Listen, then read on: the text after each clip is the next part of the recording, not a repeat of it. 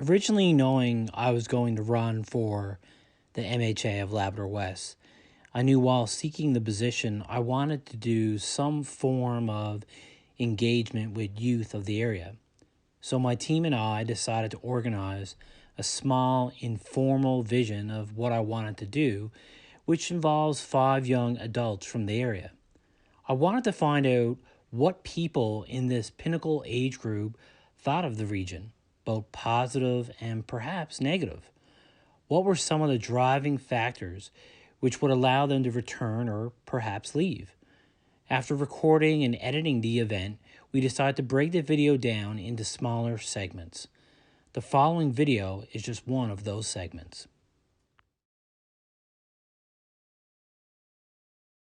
I don't feel like it affects them very much. Okay. So I think a lot of young people have lost faith in politics for various reasons. Especially I know most people pay more attention to American politics than Canadian politics, Yeah. and just seeing how corrupt the system can get. Yeah. I think a lot of people don't have faith in the voting system.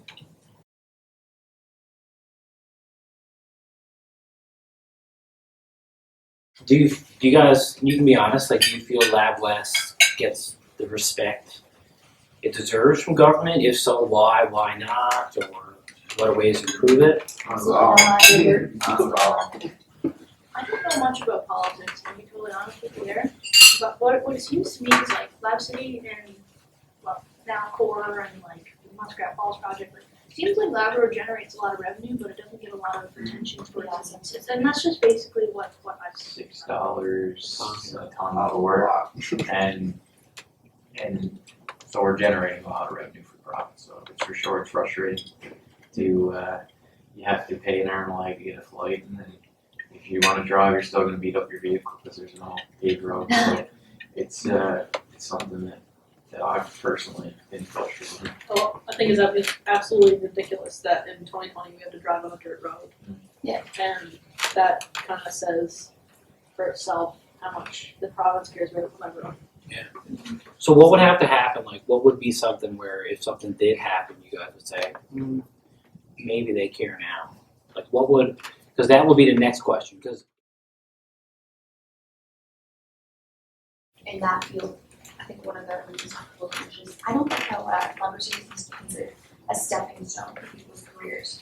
And you send people up here and you make them subsidized or pay more to stay and gain experience, and then you go on to something better. So or consider something better. A lot of the doctors, it seems, I'm not sure if it's budgeting or whatnot. If you're understaffed and you're overworking people, you sort of got one physician who's being told so many different ways in so many different departments. You're sort of wearing all these different hats, and that becomes exhausting. Especially, I think, too, of course, this opens a lot of such with mental health services here. It's huge.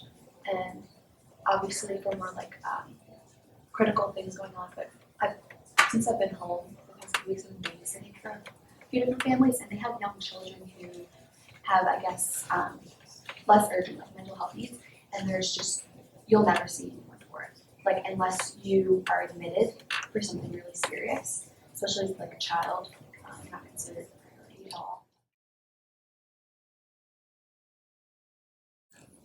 the program before was, a doctor, let's say hypothetically from Croatia, could say, I want to be a doctor in Canada, and they'd say, okay, we'll sponsor you.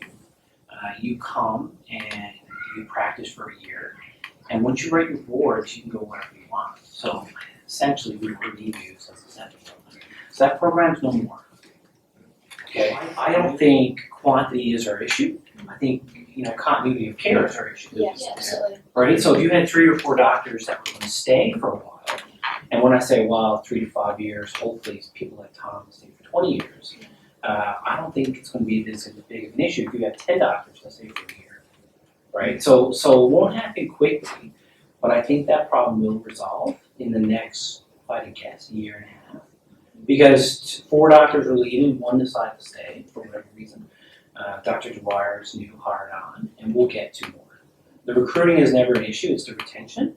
And I think now that process is eliminated, I think internally the hospitals know we cannot get doctors that use us for stepping. So now we actually have to make efforts Yeah. to have someone to stay here. I think, like, honestly, the best way for us, our best shot at getting someone to stay long term is if you've got a really bright kid coming up through school with Minnehead and they want to go to med school, they love Lab City and they want to come back. Yeah. Because that's the problem, you've got lots of bright kids. Yeah. Except they just don't want to come back. She brought up, the research shows that you actually have 4 years to make someone fall in love with your town. And your generation especially, your generation does not mess around. Like your generation's like, you know what, I got a good job, but I'm gonna quit and I'm gonna become a skydiver teacher. Your generation does that. Like, so you guys are like, if I don't like it here, I'm gonna leave. And the research shows that you only have 4 years to make people fall in love. Like after 3 or 4 years, like I don't know what else we can do, right? But that gives them at least an opportunity to maybe fall in love with the area a bit. It's